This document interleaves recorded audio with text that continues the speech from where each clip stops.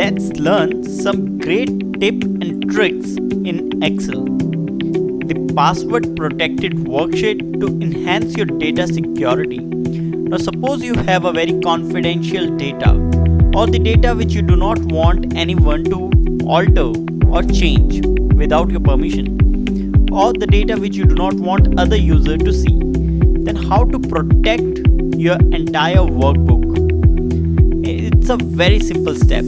When you save as your file, then once you rename it, just adjacent to the save option, you see there is a tool option. Now under this tool option, there is a journal option. When you click on the journal option, then it asks you for the password to open and password to modify.